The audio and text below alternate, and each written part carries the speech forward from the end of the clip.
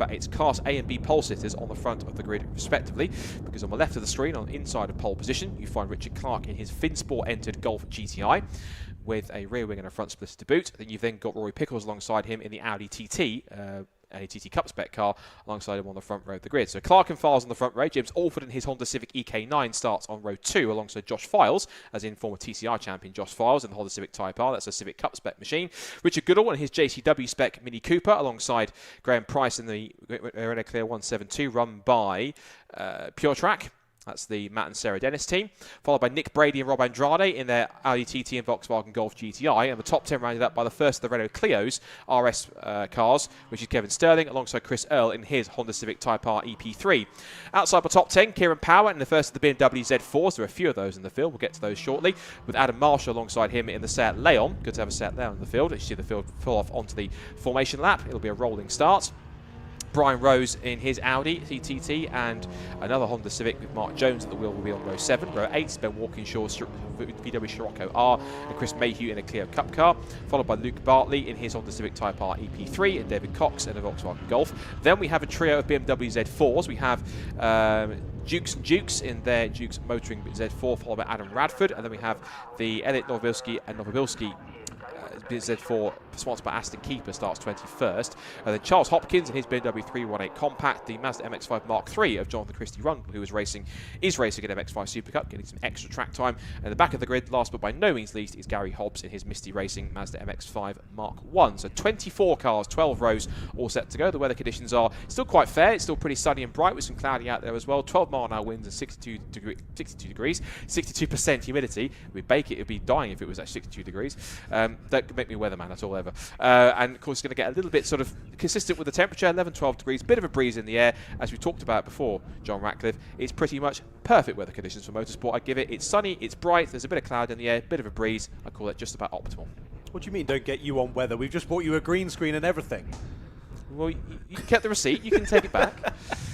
Indeed. Like you say, beautiful weather here at Snetterton. It's been lovely throughout the 2 days. The weather gods blessing us with beautiful sunshine here up in Norfolk. Well, yes, our longest race of the weekend. This one, 45 minutes on the clock here. And, of course, our only one this weekend with a pit stop as well. We'll go into all the shenanigans with that as we get under green flag racing conditions. It's also lovely to see as well our only race of the weekend where we have a huge mix of different cars. Every single other championship we've seen out there, pretty much spec series, all identical machinery, whereas in this one, a whole spread of different cars all across the field should make it some very interesting and exciting racing. They head all around then on the green flag lap, getting ready to go for our longest race of the weekend. 45 minutes on the clock, and let's see who's able to get up the sharp end by the end of it. As we say, Clark on pole, Pickles second.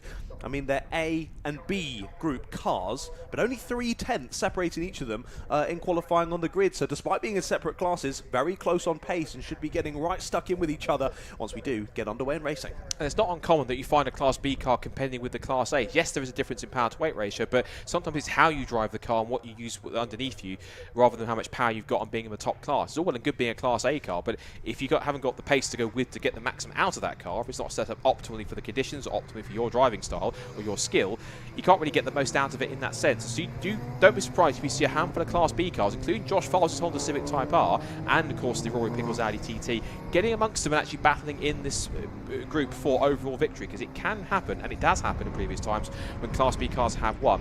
So rolling start then, it is 2x2 formation. They'll come to the line. Of course, when the red lights go out, the race will be underway, following, of course, the Jaguar safety car at the front of the field. That's BRSCC's official safety car since 2021, supplied by their good friends at runyourfleet.com. And I think going through a bit of a relivery at this point, because it just says safety car plainly on it, but it is in its 6th year of service. Good to have the Jag once again in good form. So out of rows they come. It is Golf and TT on the front row of the grid. It is Honda Civics of different generations on the second row of the grid. Mini and Golf on the third row. Clio on the third row. Audi TT and Golf on the fourth row. And then on the fifth row we have Renault and Honda Civic Type R. So 45 minutes, the season opener for the 2026 SW Motorsports ClubSport Trophy. 45 minutes plus a mandatory pit stop. All set to go. The red lights come on and go at any second now. Green flag in the air, and it's a clean start from both Richard Clark and from Rory Pickles, the two VAG generation car heading down towards Richie's inside line, and it's going to be Richard Clark who turns in, and Files, as we expected, has turned around the outside of James Alford's EK Civic.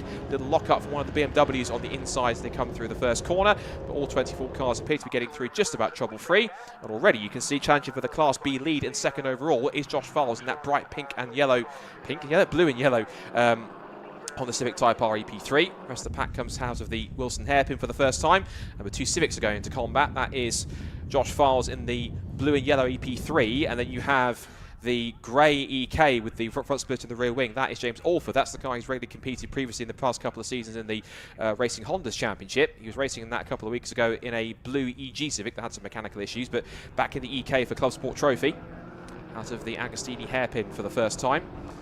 There goes 226 with Chris Earl in his Honda Civic Type R EP3. Quite a common car for these kind of all-comer style races. And you can see here what I mentioned with classes A and B. Two different classes, but Richard Clark being kept honest by Rory Pickles in the Audi TT. That's the Mark II generation. I think that's born out of one of the what was the Audi TT Cup that's now racing as part of the Volkswagen Audi Racing Championship. And Rory Pickles trying to make the most of the pace he's got to keep up with Richard.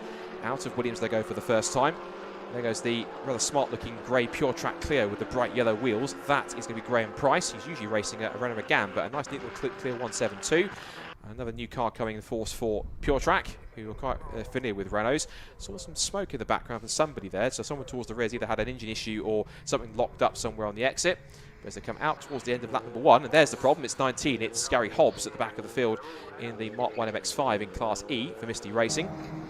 The lead is heading towards the end of lap number 1, and compared to some other laps ones we've had, relatively civilised with this lot as they feel each other out in this opening lap and get themselves across the line to get one lap in the books. But so far, all clean and tidy so far. As we go on to that end of lap number 1, it is Golf from TT from Honda Civics and Mini in the top 5. Indeed, yeah, good first lap then for the SW Motorsport ClubSport Trophy. We welcome them back for 2026. Yeah, only one driver, just Gary Hobbs, having a bit of an off-track excursion there on lap number 1.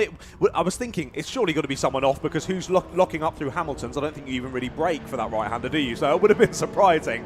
So yeah, indeed, one driver off-piste, but able to rejoin and get back stuck in amongst it. Well, Richard Clark on that first lap, we saw him was a little bit slidey out through Hamilton's, and you can tell this tight and twisty section in the middle. We do have the second place driver, well now Rory Pickles, of course, in P2.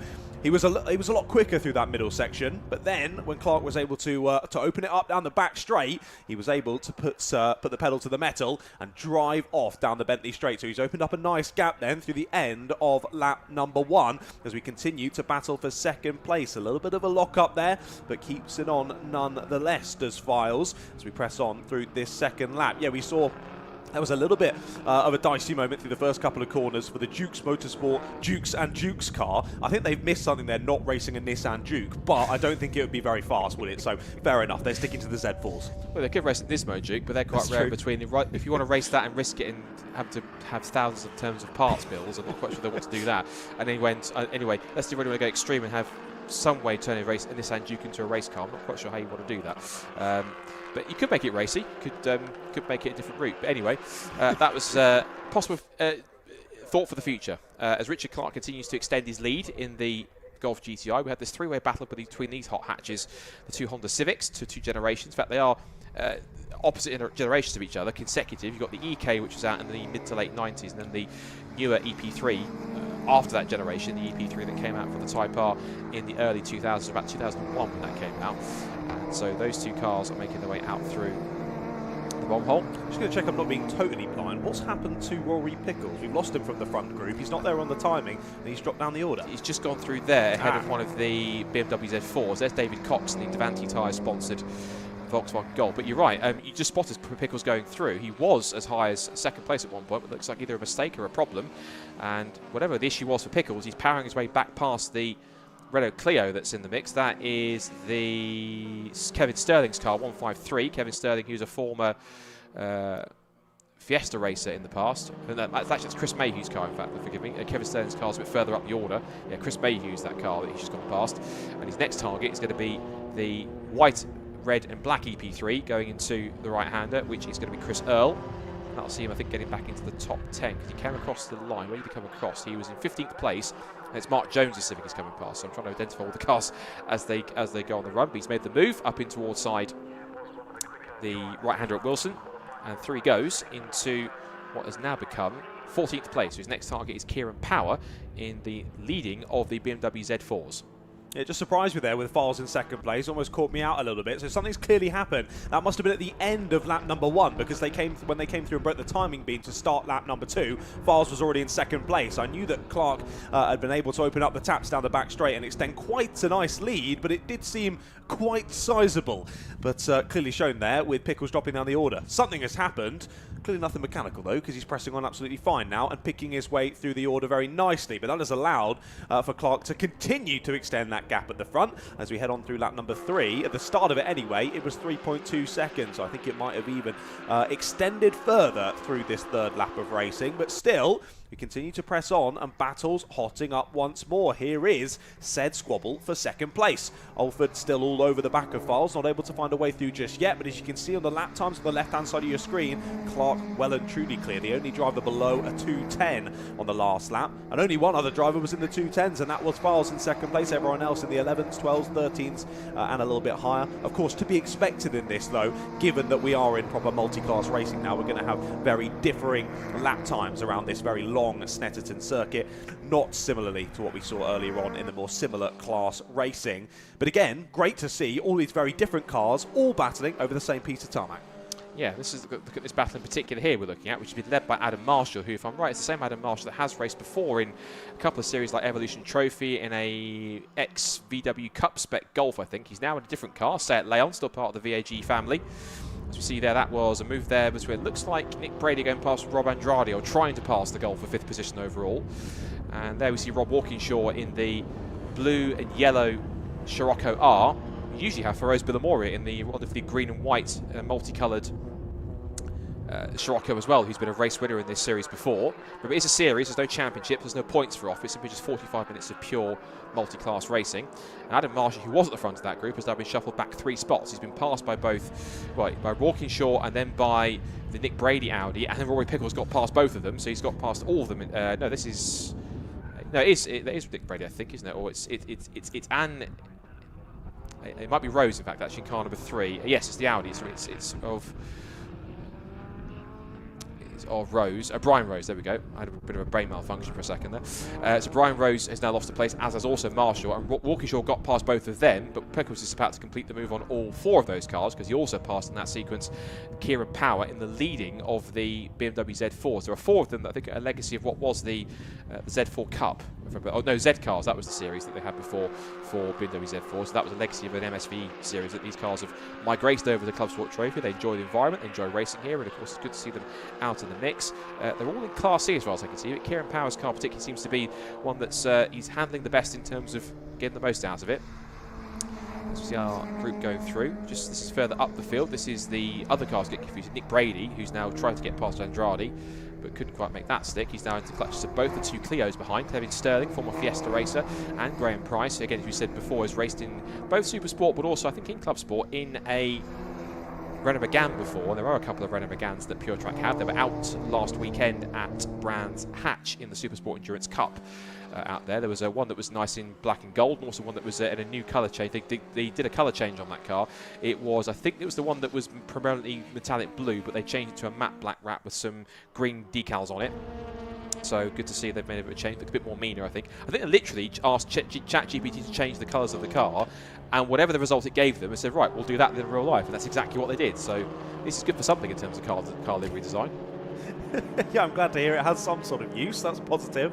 Anyway, the car's looking absolutely splendid. And again, with the mixed car field, lovely to see all of those liveries on show. Well, we're closing down now towards 10 minutes into this race. So already, we've almost got to start thinking about the pit stop strategies in this race as well. Well, Clark continuing to extend his gap at the sharp end, now 6 seconds clear of Files and Alford. Those two still absolutely nose to tail. Alford ever so slightly quicker on the last lap, as you can see on the left-hand side of your screen. But those two following well, working together well there in 2nd and 3rd place. Whether out of choice or not, I'm not sure. But either way, finding some good time and all finding more lap time. Down into the 208s now, a 208.1 for Clark, 209s for those chasing 2 in 2nd and 3rd. But Battles just starting to settle in now as drivers find maybe where they should be in terms of the running order in this race. Lovely shot there of that beautiful number 8 Renault Clio as they continue to press on by.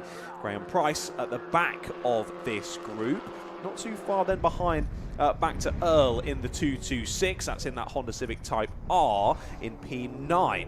Well, here we cut back to those leaders then, Files and Alford. A little bit of a gap has opened up between the two of them, ever so slightly, but again, you can see the cars in different classes there. Files in the B class, Alford in the A class. So Alford just may be able to open up the taps a little bit more down the back straight. In the tight and twisty middle section, Files just has that little bit of time over him and able to hold on to second place for now then, as we close up and these cars continue on with their squabble. Well, here's the first time we've seen the race leader in a little while. He heads on to lap number 6 now in this race. Couldn't quite beat his own personal best time on the last. That was about 8/10 off of it.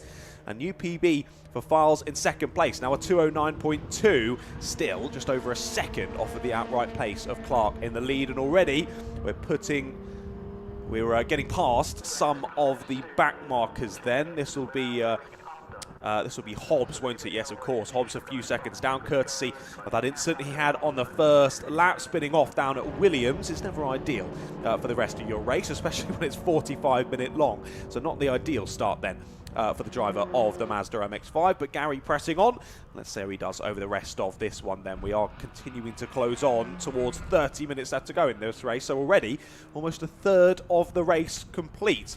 As I say, drivers kind of settling into order there. You see both of those cars there cocking up the rear left tyre there as they headed through Agostini. But Files just about able to keep Alford at bay for the moment. Just keeping at arm's length there as they have very different lines to Hamilton's. Files all over the exit curb.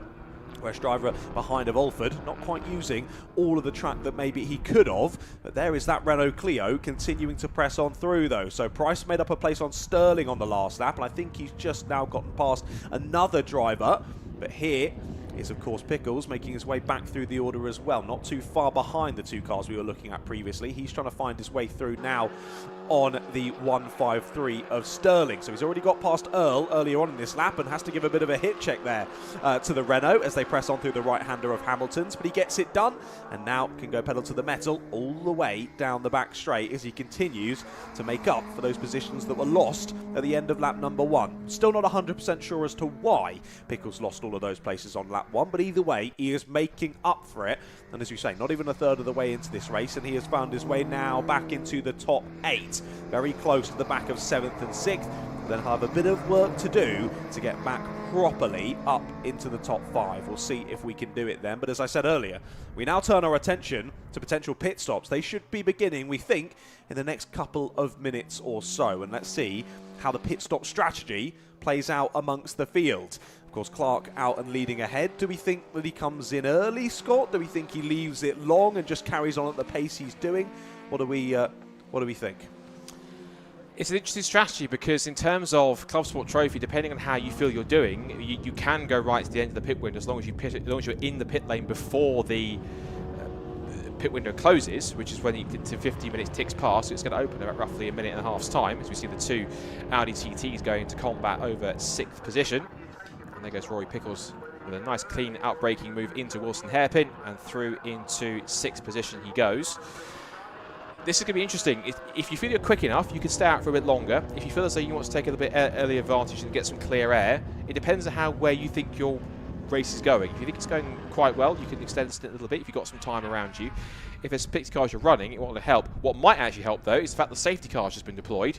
Now, we don't know exactly the reason why yet. It hasn't been shown on screen. I'm sure that our director's going to be having a look through the cameras that shots to see exactly why that is. But the safety car's been deployed, and it's going to come through right as the pit window comes open, which obviously suggests that pretty much everyone's going to pile in here. So I'm pretty sure if Rob Lewis is down in pit lane waiting, you might want to get the Benny Hill theme music out because it's just going to be absolute pit stop central down there, and probably busier than it's probably going to be busier than the garage down at Snetterton on the exit when everyone decides to leave, because there'll be everyone piling in there just for not for tyres, it'll just be for driver changes. There's no refueling in this race either, no tyre change unless you really absolutely have to, because of course it'll be extra time you need to use. You can only have, I think it's up to 4 people, including the driver, working on the car as well, touching the car at one point. Otherwise, if you have more, it will then result in a penalty. So you have to be careful not to surpass that too much. So pit window open board's just gone out. Pit window board has gone out, which means that we are going to get, I think, a massive pit stop. So I think, let's face it, you see an option. That's the reason why. It's Josh Files with a problem on the left front. Now, the big question is, did he jump or was he pushed? Did that happen by itself? He's probably thumped something. My first thought comes to possibly, has he done what Benji Douglas did yesterday? Has he thumped the tyre stack at Hamilton Corner and struggled round? Because he's hit something on the left front, but as to what he's hit on the left front, or possibly even who he's hit, we don't unfortunately have any replays, so we can't show you exactly what the problem is. But whatever the problem, Josh Files has struggled round. We've got someone in the barriers there. The number 8, Renault Clio, is in the barriers just behind, look. You're right. Another driver's off. So maybe that was the initial cause of the safety car, and then this has happened after it, maybe. But the confusing thing is that Clio was nowhere near where Josh Files is. Because Files came across the line second place. He was 7 seconds ahead, behind James Alford in the Clio, as Richard Clark has come into the pit lane. Now, thankfully, in fact, the wheels come clean off. So Josh Files struggling along, and whatever the issue was, whether it's damage from contact or damage that something's come loose, but it now is 3 wheels on its wagon for the Honda Civic Type R. That EP3 having to try and struggle back to the pit lane if it can, if it's got enough steering left. Meanwhile, Richard Clark, in blissful ignorance, has come into the pit lane for his pit stop. James Alford has stayed out, though, which is quite intriguing. There's the errant wheel that's fallen off Josh Files' car. You might want that back, I think, and so will Area Motorsport. But it's now sitting pretty. It's actually sitting upright, quite pretty, actually. Yeah, it's parked in that itself very sense, nicely, quite well behaved. Usually, wheels are a bit more errant and fall down, but that one stayed quite much upright, even though it fell off the Honda Civic itself. Yeah, the front left was like, no, I'm still good for another hot lap, guys. Come on, let's carry on. The rest of the car went into the pit lane. I can keep going. It's only 28 minutes. I can carry on. Who needs a pit stop? I don't need one. Josh Files does, but he probably needs something a bit stronger than a pit stop because he's now walking off and realises, that's the problem. I've lost a wheel. Not quite sure how to fix that, but he's having a closer look in typical racing driver fashion. What really is the problem? Why did that fall off? You don't need to be a mechanic to tell that something's not quite right there on the front left. Not quite. That's not. It's not. I would call that not quite standard showroom spec. That's had a bit of modification unnecessarily, I think, on that sense, and not intentionally either. Right. So as we predicted, it is pit stop central. So pretty much everyone is in at a 45-degree angle. I think that's the rule. You have to be in at 45 degrees to do so. And so that is the 226 that's in. That is the Chris L. Honda Civic. Richard Clark, who was the race leader, has made his pit stop. Interesting enough, the 2 cars that have stayed out are James Alford's Honda Civic and the Dukes & Dukes BMW Z4. They haven't pitted under the safety car. Pretty much everybody else has. 2 other cars that haven't come through yet, as far as I can see, are the Jonathan Christie Rundle Mazda MX-5 Mark III, and also we had as well another car that's pitted in. There's the 2 cars that have stayed out. Also, that's the other car I think it has stayed out too, which is the BMW Compact of Charles Hopkins. So those 2 cars didn't pit. Richard Goodall's Mini is out after its pit stop. So too being followed out is both Nick Brady's Audi TT, the VW of Rob Andrade. Also heading out, you've got Rory Pickles is out there too. Kevin Sterling's heading out too. Chris L's Honda Civic has gone out after its pit stop. David Cox is exiting too, as is another of the Audi TTs. That is the Brian Rose number 3 machine. There goes number 19 Mazda.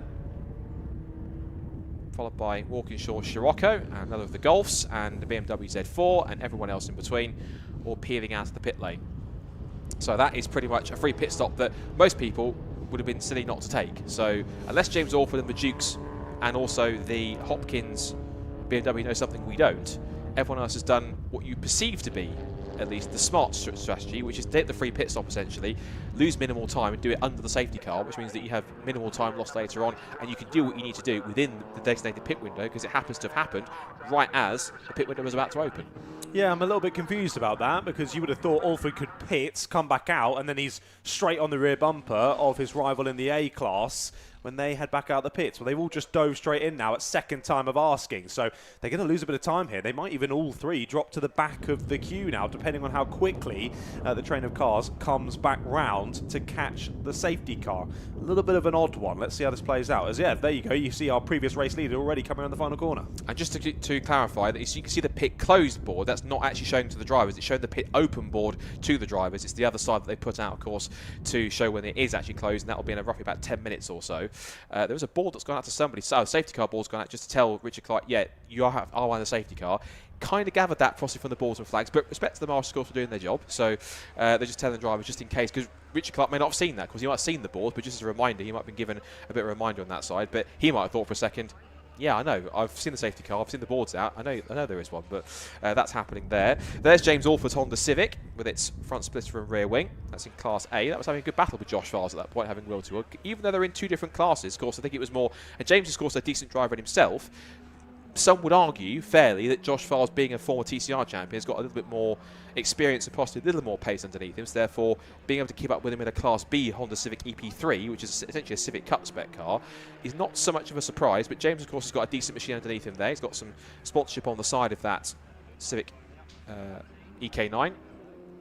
And we don't really get a proper shakeout of what the race order is until we get them past the pits once everyone's finished their pit stops, and ultimately this is them just moving past. They're not going down a lap because they were that far ahead when everyone else pitted, that they're now getting a chance to redeem themselves and go back past them, whilst the three cars which did stay out, which as a reminder were the James Alford Honda Civic EK, the Dukes & Dukes BMW Z4 number 77, and it's number 11 for James Alford, number 43 BMW, which is going out now, but it was the Hopkins car we were looking at in there rather than James Alford's machine. It was behind. There goes Alford's Civic. But it's the Charles Hopkins BMW 318 Compact, the E36 car that's gone through. All three of our pit calls are finishing their stops in tandem. And then they're going to head out and possibly slot in right in the middle of this group of cars that are going past the pits under the safety car. But they might just join the tail of it, which is going past and join the back of the 32, which is Mark Jones's Honda Civic. So they're going to join right at the back of the field. I guess the biggest loss out of that, really, in terms of class position and where they are in the order based on what car they have, arguably is Alford Civic, because he's Class A, but right to the back of the field and got some work to do in the next 23 minutes and a bit and change once we get back under racing in order to find a few more places and get back up the order. A lot of work to do. Still confused as to why that decision has been made, whether it was just a small mistake there, not quite spotting the safety car boards in time. I'm not sure. Either way, yeah, a lot of effort now needed from Alford to come back through the order from 15th. Well, this is massively benefited Pickles. He's up to P7 after all of that said and done, and of course they've all closed up now. So we'll be starting off in single file formation, and they'll only be a few seconds off of your race leader of Clark once more. But what a shame then. We've lost a couple of drivers then, as here we see one of them getting picked up. Of course, Files' Honda Civic Type R there, getting dragged back to safety. And what a shame we've lost him from that battle, I should say, for second place, of course, with the driver that's now down in 15th of Alford. So both their races have gone a little bit wrong, but Files definitely worse off, losing the front left wheel there. Very odd. We don't know how it's happened. There's clearly been some contact. Something has occurred there, and sadly it does mean that Files is out of the race. But of course, the initial safety car, we do believe, was due to Price, Graham Price, the number 8 Renault Clio 172, parking it in the barriers down through Coram, which is an odd place to go off for one, but for two, it's an odd place to go off and find the barrier, because there is quite a lot of runoff down there. You can usually catch it before you find the barrier and then hop and bounce over the grass to get it back onto the black stuff. But he's found the barrier down there, which either means there was quite a heavy bit of contact or something mechanical has gone wrong there, and he's not been able to avoid finding the barrier on the exit. Well, there is the car on the back of the low loader as we recover that back to safety as well. But it's certainly going to be one, if not two more laps here under the safety car, as we've got one car being recovered there through Coram. We've got the other one just on the pit lane entry. So just a few more things to sort out before we can go back to full racing conditions then. Looking up and down the racing order then, every single one of our drivers out there has now made that single mandatory pit stop. I think only a couple of teams today sharing cars, two in total, where they will have made a driver change. All the rest of them, same driver still on board for what will end up being just less than the final 20 minutes. So pit window will still be open until 15 minutes to go. Not that that matters, because they've all made that pit stop that they need to do under the safety car. So really now it's going to be just less than a 20-minute sprint race through to the finish. And of course Richard Clark is in a lovely position there. He's shown already on the initial race start he's able to weather the storm in the opening act and then just start to drive away with it. It was amazing pace in that opening phase of the race then for Clark. He had the fastest lap for a lot of it. However, the fired up Rory Pickles, after something went awry on that first lap of the race that dropped him down the order. He's been fired up since then behind the wheel of his Audi TT. As I mentioned earlier, he's back up to 7th place, but he also has the fastest lap by over 0.6 of a second, actually over 0.7 of a second over the likes of Clark. So a 2:07.4 from Pickles. He clearly has the pace here to challenge for the race lead. Now, he's going to have to do a few overtakes before he can think about the race lead, and by that time Clark might have just built enough of a gap here to keep him at arm's length. But let's wait and see then. Drivers continuing on round, still behind the safety car with those lights illuminated, so we just continue to wait before we go back to green flag racing conditions. But already a very interesting SW Motorsports ClubSport trophy, the first one of the year. It's great to have them back. Lovely to have all this multi-class racing out there in a slightly longer race. It is an endurance race at 45 minutes, but one of the shorter endurance races, but definitely not lacking action. Amazing to see all these different cars battling out on track and putting on an exciting show for us. But we continue on line astern then, and this is where the drivers just have to settle back into form and slowly build themselves up before the adrenaline dump again of the restart. Yeah, so as the recovery continues for Josh Files, they'll be getting themselves amped up and ready to go. And whilst we see Josh's Civic Type R EP3 being recovered, we wait for the safety car to end here at Snetterton. So just looking at the order so far in class, so we'll give you the rundown of where we are in terms of classes. Now we've had the pit stop cycled, so in terms of where we're running right now, the overall top 10 we'll give you at the moment. So it's Richard Clark's Golf that retains the lead after he was one of the many cars that pitted under the pit stop, under the safety car in the Golf. Second is Richard Goodall in the Mini Cooper JCW. Third is Nick Brady in the Class B lead in the Audi TT. Fourth is Rob Andrade, third in Class A in the Volkswagen Golf GTI. Fifth is Kevin Sterling in the 153 Renault Clio RS. Sixth is Nick Earl in the Civic Type. Is Nick Earl? Chris Earl, forgive me, Chris Earl, in the number 226 Honda Civic Type R EP3. Seventh is Rory Pickles after he was on the front row of the grid, as we see the Josh Files Civic being successfully almost dropped onto the low loader. It's eighth for Rob Walkinshaw in the VW Scirocco R. Ninth is the 55 of Mayhew, that being Chris Mayhew, in the Clio Cup car, and running up the top 10 overall in the Class C lead is Kieran Power in the leading of the BMW Z4s. In terms of other class leaders, as we said, it's Richard Clark's Golf in Class A lead. Class B lead is Nick Brady's Audi TT. Class C lead is 10th overall is Kieran Power's BMW Z4. In the Class D lead is the only car in the class, which is John Christie Rundle's Mazda MX-5 Mark III Super Cup car. And in the Class E lead, further back, it is Gary Hobbs in the number 19 Mazda MX-5 Mark I for Misty Racing. That car running in 21st position overall. As for the other cars that pitted late, of course, I said the cars that have benefited from that and moved upwards, that's the result of what happened. James Alford's actually moved up in that sequence into 16th position because he's dropped behind for some reason the number 32, which is the Honda Civic of Mark Jones, for reasons I'm not quite sure why, but he's dropped a place in the safety car. It's on a postcard for that one. But as we come towards 60.5 minutes to go, and I think technically they're not showing the pit window open board anymore because there's no point, because everyone has made a pit stop, so there's no point to do that. And naturally the pit window will close in just under a minute and a half's time. So everyone else who pits now, it's outside of the mandatory stop, so they can make a pit stop, but it won't count towards it because everyone's made their own stop. So this is going to be quite interesting to see how this plays out, because Richard Goodall didn't really have the same sort of pace as Richard Clark did in the Golf, but if he can get a decent enough restart and keep I was about to say keep Richard Clark's car in his sights on the restart, there could be an opportunity to try and chase him down. I have just spotted the one key problem with that is that there is the Mazda MX-5 Mark III of John Christie Rundle in between the two cars. That might be a bit of a hiccup for him if he wants to try and chase after him.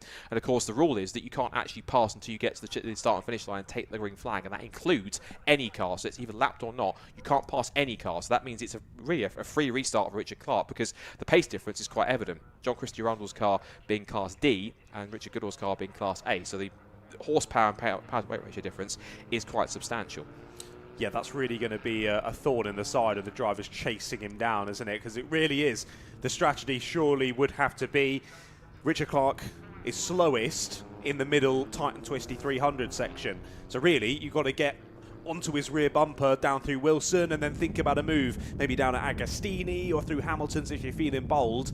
But then once he gets onto the open back straight, down the Bentley straight here, as we look as they go through Williams and onto said Bentley straight, Richard Clark can open up the taps and fly off down that back straight. Well, that's going to be made harder with that back marker slotted right in between them of Jonathan Christie-Rundle. As you say, drivers won't be able to pass until they come under the gantry and across the start-finish timing line, and that will just hamper them on that initial start. Might just allow for Clark to get that bit of a breakaway, and I can imagine if he does get that breakaway, he will be off to the races. And speaking about off to the races, the safety car lights are out, so we're just about to head back off to the races. Well, what was a 45-minute endurance race has effectively now become about a 14-minute sprint race here at Snetterton. And let's see how we go to the restart then. As it was prior, Richard Clark will be the driver to lead us away, and it's going to be an interesting squabble for second place as well. Goodall and Brady now battling over the last two places on the podium, and let's see as well how well Rory Pickles can pick his way through the traffic here. Well, the safety car coming in then. We're about ready to go to the race restart. Richard Clark will lead the drivers through, and already I think he's going to go for this one and try and go for the jump. Yep, so green flag back in the air, and with 13.5 minutes left to go, and as you see the example there, look, that is the example. You cannot overtake anyone before the green flag. Now Richard Goodall can. He can put the power down, and that's through no fault of John Christie-Rundle's fault on his own. That's simply just the pace difference and the fact he was in position there on the road where he was. But now he smartly moves out of the way. Smart driving from him to turn his way out through the right-hander and through Richie's corner under the restart. But that has given Richard Clark a free license to get underway pretty cleanly. Goes deep into the corners, the Mini, and he might be under threat from Nick Brady's Audi TT. One car to watch, I think, has to be Rory Pickles. He is, what is it, 6th or 7th in the order, and trying to make his way up the place. Of course, he'd be chasing the Class B leaders here to try and get himself as high as possible to try and get that Class B victory if he can. So onto the short straight towards Agostini they go. Rob Andrade looking for a move on Nick Brady's car. This will be on to third place overall, and it will put Class A cars into first, second and third. Under brakes, a little skittish, but Andrade pitches it through the left-hander, through 180 degrees, and through he goes.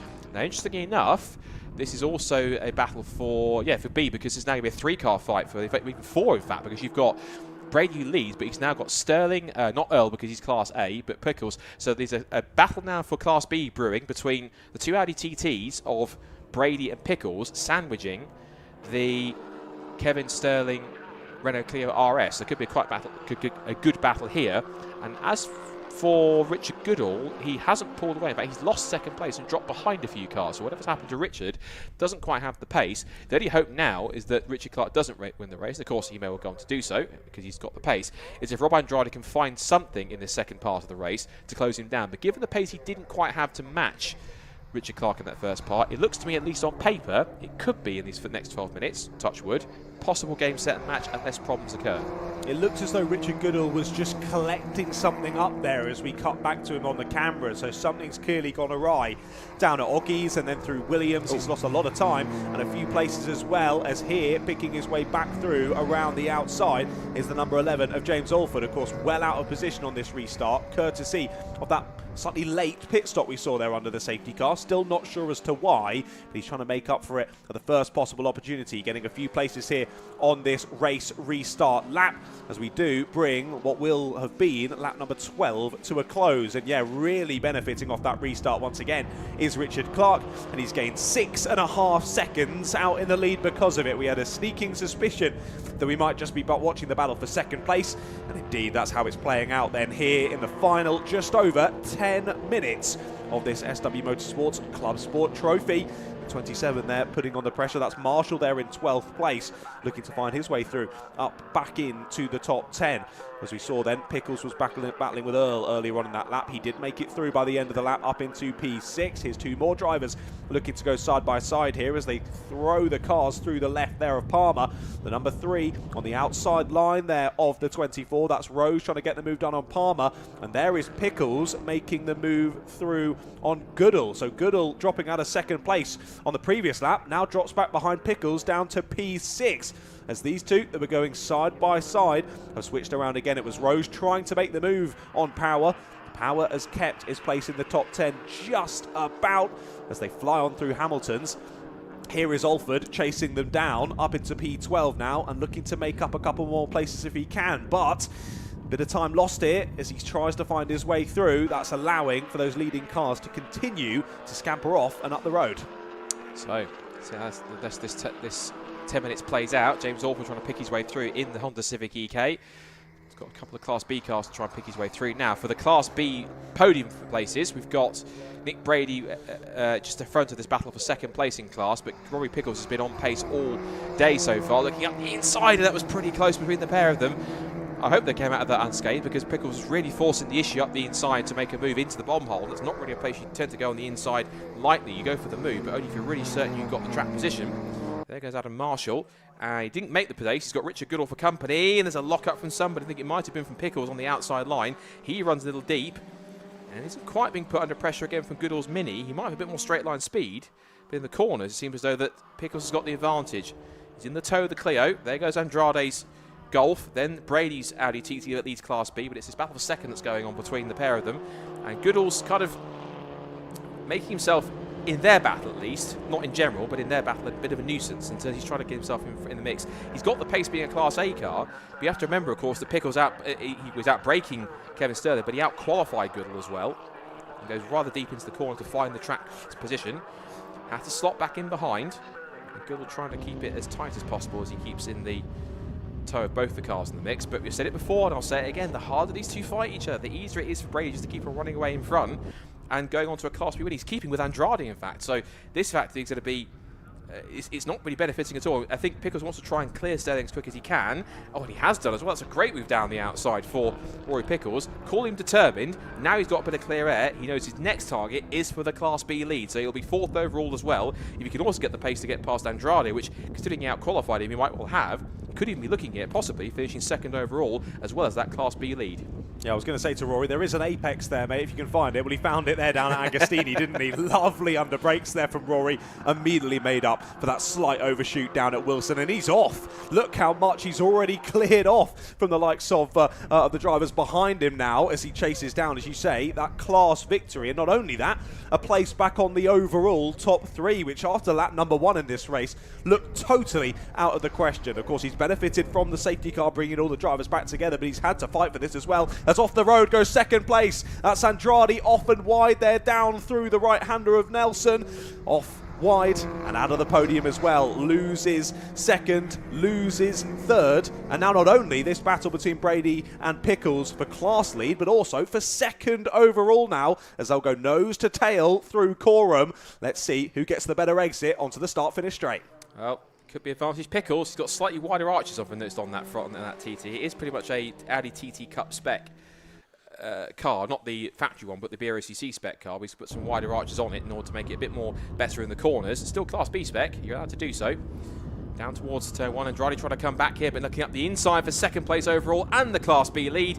And Rory Pickles does get the move done. Job done for Rory Pickles. Past Nick Brady into Richie's corner, and he puts the Audi TT into the lead of the class. Now, he's got a 12-second gap to get to Richard Clark. I don't think in his next 6.5 minutes he's going to try and catch him. And speaking of now losing one spot, it's now losing another one potentially for Brady, because Andrade is in the mix there. He's right behind him. And looking to the outside, remember these are two cars, different classes. Andrade is in the top class of Class A in that 777 Golf. Might have a bit more straight line speed. He's going to try and use it here on the sprint down towards Agostini. Out of shot goes Pickles in the lead, already pulling away. Andrade gets him before they even hit the brakes, as Brady backed out ever so slightly towards the Agostini hairpin. Back on the power again. And Andrade now, I don't think he's got the pace to keep up with Pickles. He might have the straight line speed, but he's been so busy battling with Brady, he's lost a bit too much time as far as I can see. And both of them, in fact all three cars, have dropped Richard Goodall's Mini. He might fall into the clutches of both Kevin Sterling and even fellow Class A mate Chris Earl in that Honda Civic Type R. There they go. There goes the Civic, with proper Honda Civic Type R branding along the bottom sill of the door and the side of the car. Back on the power again. Goodall's got plenty of power in the Mini as well to keep straight line speed. Kevin Sterling in front. Meanwhile, back at the front, having a casual Sunday afternoon drive, out in the lead by some 12 seconds is Richard Clark, and pretty much keeping where he needs to be. Having a pleasant afternoon, as is Rory Pickles after he had that drop down the order. We still don't quite know what happened to Rory at the early stage on the first lap of the race, but he managed to through the pit stops and through sheer pace, has pulled himself back up into second overall and the Class B lead, so I'm sure that he'll be relieved when he speaks to Rob Lewis that he managed to do that through the race. Could be another unsung hero, someone who had to work his way through the order and try and get himself a good finish in the end based on what happened in the beginning of the race. With just under 5 minutes to go, still time for a couple more position changes. As now, in fact, actually speaking of Class A changes, arriving onto the tail of Chris Earl is the ever-charging James Alford, who is now in that Honda Civic EK. Of course, he was late to stop, but of course that overcut that he had hasn't quite worked. He's quite far back, but he's inside the top 10 in P8, looking for 7th place. Has the straight line speed, but not track position just yet. So the two Honda Civics go nose to tail through Richie's corner, but it looks like maybe it's a case of when rather than if the EK passes the EP3 in a few moments' time. I think you're exactly right, but heavily defending still is Earl there on the inside line as we head down into Wilson. I think, like you say, we were expecting to see Alford getting back through here. He's had the restart, started in 15th place on the restart, so he's already made up 7 positions there into P8. A little bit more work to do if he wants to find any more positions. So honestly, fair play to Rory Pickles. He has been driving amazingly since that issue. Whatever did happen on lap number 1, we're not sure of it, but it can be so easily to, if something goes wrong early on in the race, you get frustrated, the red mist descends, you start over driving, and you usually end up just causing more issues for yourself. I don't know if that's just me talking from experience, but either way, Rory has driven amazingly since then, as we say, benefiting from the safety car, bringing them all back together, but either way, he had to work for it and make a lot of overtakes to get back into the class lead and second overall. Well, here's more moves being made. Alford around the outside there through Oggies and up into 7th place he goes. How many more positions can he find here over the last few minutes or so? We'll have to wait and see. Also to highlight, some great pace from Pickles. He was 2 seconds faster on the last lap alone. I'm glad you spotted that. Yeah, 2.1 seconds to be exact. Now, I think he's going to run out of time because he only have 2 more laps to go. He would need, touch wood, something catastrophic to happen to Richard Clark. No commentator's curse, please. In order for him to take the race win overall. But he will be charging to the Class B victory at least. And he's not been troubled by Nick Brady either, because Brady's having fun battling with Andrade over overall position.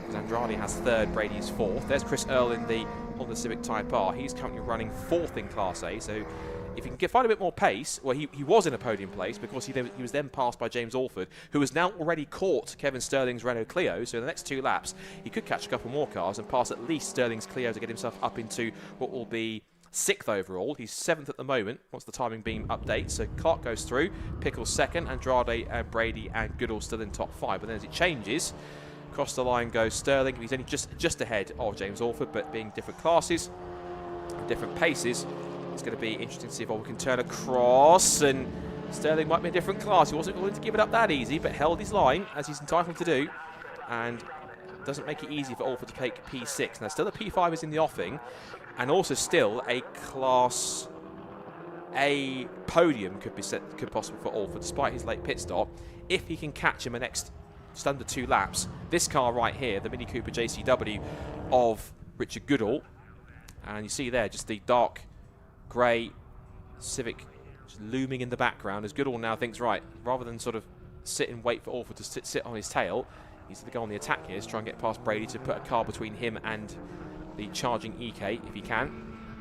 Yeah, he needs to. He needs to get on with it as well, doesn't he? He's trying to do that into Hamilton's. Up the inside he goes. They'll almost lean on each other, but good space given. That's not going to be the move made this time for Goodall. Brady puts up a good fight and keeps him behind for now anyway. And here comes Alford just over those last 2 corners or so. Alford's closed up even more, and now we are nose to tail between these 3 as they battle down the back straight. So onto the back straight they go, and Alford's caught him straight away. So that battling with Brady really has held up Goodall, and it's going to cost him a podium, I think, because given that Alford's pace has been pretty sensational, I think that Mini possibly could be a sitting duck unless there's enough straight line speed to hold off the Civic down towards Brundle and Nelson. There is Rory Pickles. The gap is down to 8.9, but it's not going to be enough. Meanwhile, Goodall has got past Brady, and it's now Alford dealing with the Audi TT, but he's got the inside line exiting Nelson on the sprint towards the bomb hole, has the inside run, and he's passed through a few times, and it's another move, and he's up now into the overall top 5. Yes, it could now be 4th if he can make it stick. There goes Pickles. Continues to try and close the gap. Now, across the line come leaders. Now, let's see where Clark is. Across the line to end lap 17. And the gap is now, it was a 2:12.2, 2:10.7, another 1.5 seconds taken out of it. 7.5 seconds taken out of the lead. So it's now down to 7.5. Not if you're taking 7.5 seconds, if you're right in his tail, something really would have happened. But we're on to the last lap of the race in this SW Motorsport ClubSport Trophy season opener. Now the fight for the third place in Class A still hasn't finished because, yes, they both got past Nick Brady, but Alford has to try and get past Goodall. And I think maybe Goodall's car maybe has a tiny bit more straight line speed than the Civic of Alford does, but maybe that Civic might be a bit more nimbler in the corner, so it could be a trade of punch and counter punch here, as we see the pure track Audi of Brian Rose going through.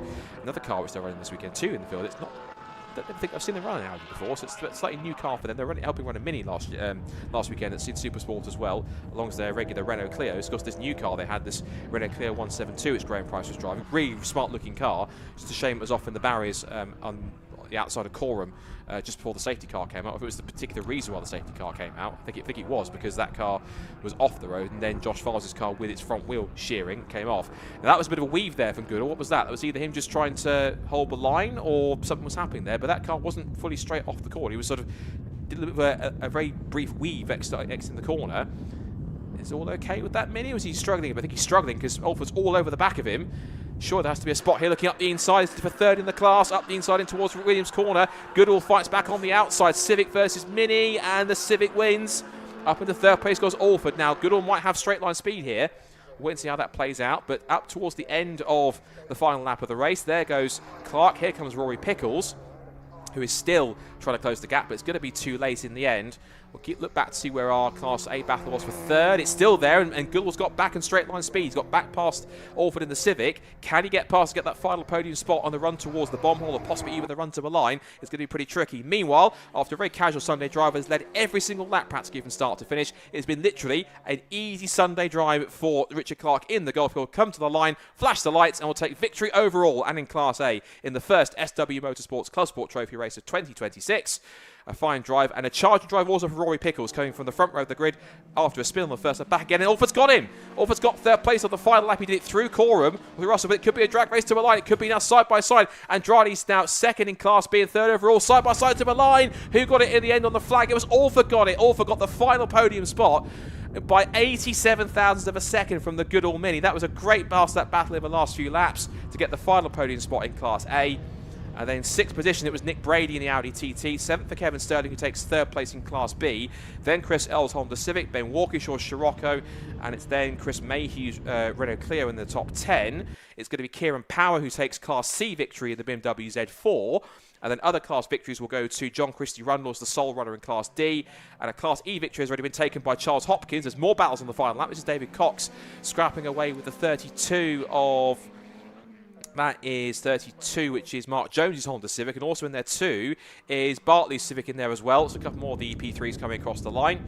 And it's going to be Cox from Jones from Bartley in that order, 14th, 15th and 16th respectively. And who said the ClubSport Trophy races that nothing happens? There was plenty of action all the way to the end, but the one that had probably had the easiest drive out there was our overall winner, which is Richard Clark. As we talked about, pretty much a very easy Sunday afternoon drive for him. It was pretty simple, wasn't it? I mean, not that the race didn't throw things at him. He had to do it off of that race restart, of course, assisted by the fact that he did have a back marker in between himself and second place, was able to scamper up by over 6 seconds on that race restart lap and drive home to win by just over 6 seconds. That gap did open up to over 12 seconds at one point, though. Fair play to Rory Pickles for reeling back in Richard Clark there. Right up to the dying moments. Sadly, just not enough time on the clock for Pickles to do anything about it. But either way, back through to second place after dropping back on that one.